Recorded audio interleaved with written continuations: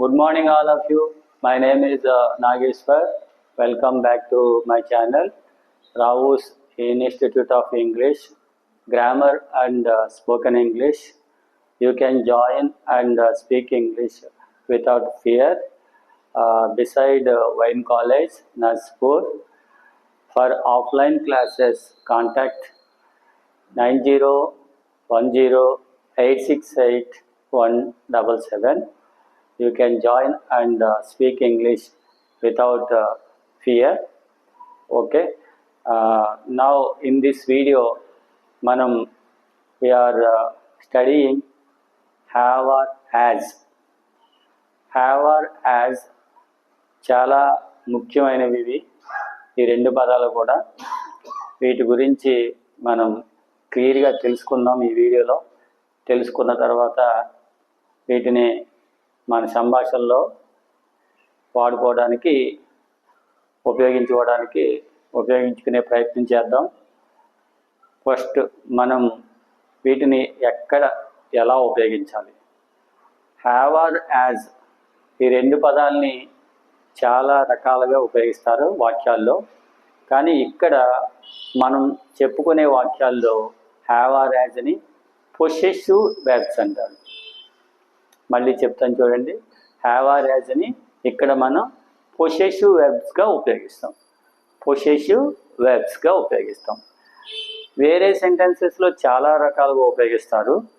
అన్నీ ఒకేసారి మనం స్టడీ చేస్తే వీ గెట్ కన్ఫ్యూజ్డ్. కాబట్టి మనం ఇక్కడ పొసెసివ్ వెర్బ్స్గా ఉపయోగించడం గురించి ముందు తెలుసుకుని వాటిని కంప్లీట్గా అర్థం చేసుకొని ఆ తర్వాత వేరే విధంగా ఎలా ఉపయోగిస్తారో ఆ తర్వాత మళ్ళీ స్టడీ చేసి ప్రాక్టీస్ చేద్దాం. సో ఇక్కడ పొసెసివ్ వెర్బ్స్గా మనం హ్యావ్ ఆర్ యాజ్ అని ఎలా ఉపయోగిస్తారు. హ్యావ్ ఆర్ యాజ్ అనేవి పొసెసివ్ వెర్బ్స్. వీటిని పొసెసివ్ వెర్బ్స్ అంటారు. పొసెసివ్ అంటే కలిగి ఉండుట. చూడండి ఇక్కడ హ్యావ్ హ్యాజ్. పొసిషన్ అంటే కలిగి ఉండుట. మన దగ్గర ఏమి కలిగి ఉన్నామో మనం చెప్పాలనుకున్నప్పుడు ఇంగ్లీష్లో హ్యావ్ హ్యాజ్ అనే ఈ రెండు పదాలని సెంటెన్సెస్లో ఉపయోగించి మనం చెబుతాం మనం ఏమి కలిగి ఉన్నాము. ఫర్ ఎగ్జాంపుల్, నాకు ఒక కారు ఉంది, నాకు ఒక మీటింగ్ ఉంది, నాకు ఒక బైక్ ఉంది, అతనికి పాస్పోర్ట్ ఉంది, ఆమెకి చాలా పని ఉంది, వారికి చాలా డబ్బు ఉంది, మాకు చాలామంది చుట్టాలు ఉన్నారు. ఈ వాక్యాలన్నిటిని కూడా హ్యావ్ హ్యాజ్ ఉపయోగించి మనం వ్యక్తం చేస్తాం.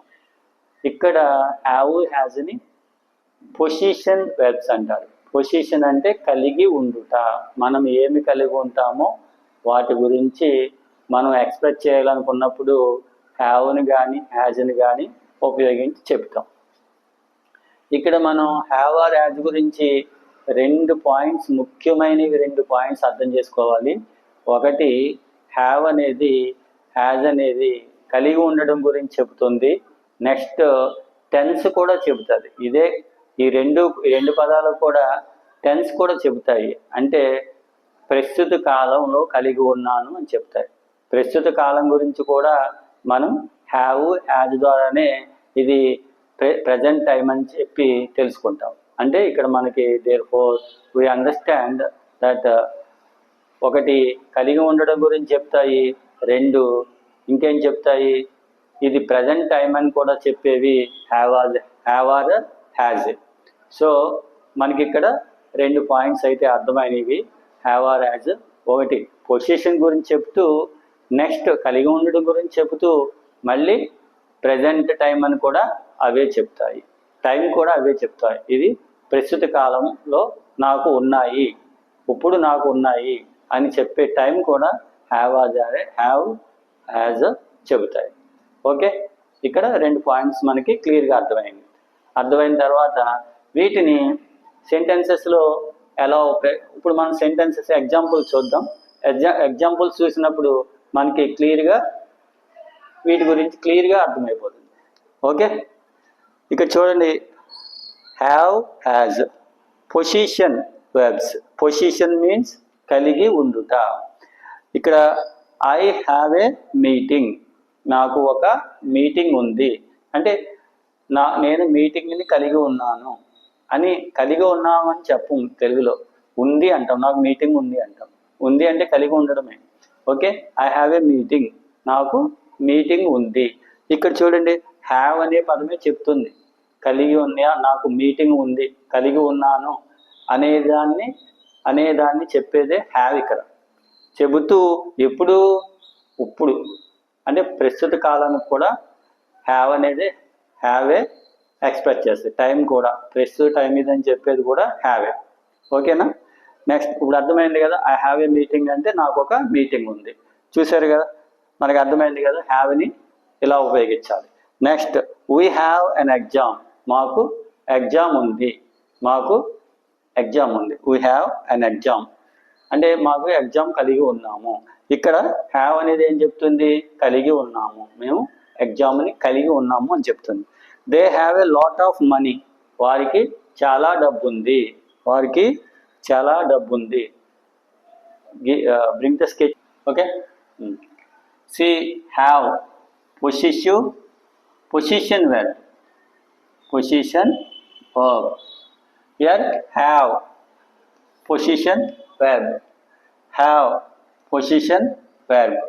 They have a lot of money, వారికి చాలా డబ్బు ఉంది. ఎప్పుడు?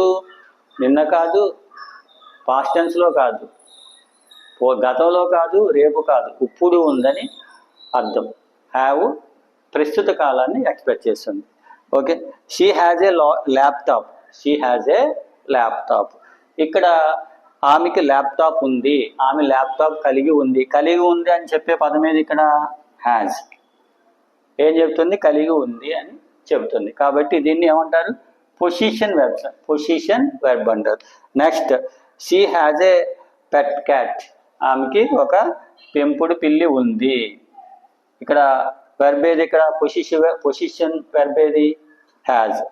ఇట్ హ్యాజ్ ఏ 4 kittens, దానికి 4 కిటెన్స్ ఉన్నాయి. అంటే ఇక్కడ కలిగి ఉండడం గురించి చెప్పే పదం ఏది? యాజ్. కాబట్టి యాజ్ ఏమవుతుంది? పొజిషన్ వెర్బ్ అవుతుంది. ఎప్పుడు? ప్రస్తుత కాలంలో, ప్రజెంట్ టెన్స్ని ఎక్స్ప్రెస్ చేస్తాయి. It has a lot of features, దీనికి చాలా ఫీచర్స్ ఉన్నాయి. అంటే ఇక్కడ ఇది చాలా ఫీచర్స్ కలిగి ఉంది అని చెప్పడానికి హ్యాజ్ ఉపయోగిస్తున్నాం. కాబట్టి దీన్ని పొజిషన్ వెర్బ్ అంటారు. Next, we have many friends, మాకు చాలా మంది స్నేహితులు ఉన్నారు. ఇక్కడ కలిగి ఉన్నాము అని చెప్పే పదం ఏది? ఇక్కడ have, position verb. He has a job, అతనికి జాబ్ ఉంది, ఉద్యోగం ఉంది. ఇక్కడ అతనికి ఉద్యోగం కలిగి ఉన్నాడు అని చెప్పే పదం has. We have a lot of patience, నీకు చాలా ఓపిక ఉంది అంటే చాలా ఓపిక. కొంతమందికి పని చేసేటప్పుడు ఒక 10 minutesలో చేయలేరు, 10 minutes కంటే ఎక్కువ చేయలేరు. కొంతమంది ½ an hour చేయగలరు, కొంతమంది 1 hour చేయగలరు, కొంతమంది చాలా సేపు చేయగలరు. అప్పుడు వాళ్ళని ఏమంటాం?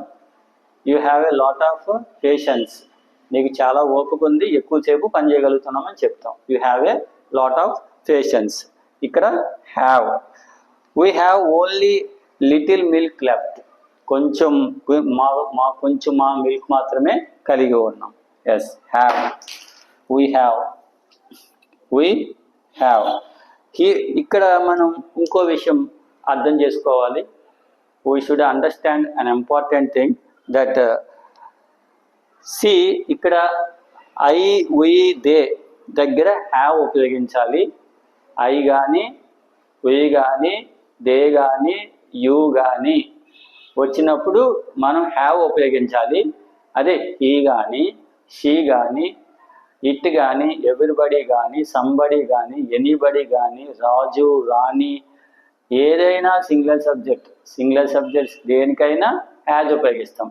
ఇక్కడ మనకి ఏమర్థమవుతుంది? What we understand here that okay, have for plural subjects as for singular subjects. Okay, thank you. I hope that you can understand how to use have or as in a sentence, and we have to practice again and again and use them in our conversation to improve our speaking skills. Thank you. Bye.